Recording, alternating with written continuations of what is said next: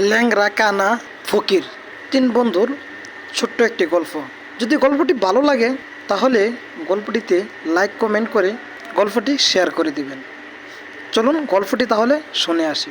ল্যাংড়া কানা ফকির, এই তিন বন্ধু সচরাচর তাদের বাড়ির আশেপাশে যে বাজারগুলা ছিল ওই জায়গাতে তারা ভিক্ষা করত বা সাহায্য তুলতো। হঠাৎ করে তারা তিনজনে একটা পরামর্শ করলো কি জানেন, যে সবসময় তো আমরা জন্মের পর থেকে আমাদের এলাকার আশেপাশেই ভিক্ষা বা সাহায্য তুলি, চল সবাই মিলে একদিন দূরে কোথাও যাই। তো এ কথা শুনে তারা তিন বন্ধু রাজি হয়ে গেল। তারা যাবে কোথায়?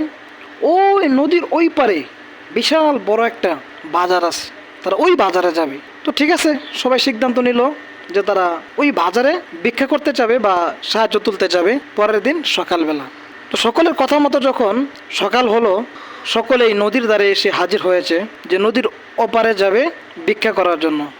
নদীর ধারে যাওয়ার পর দেখেন নৌকাটা নদীর ছাটে বাঁধা আছে, মাঝি নাই।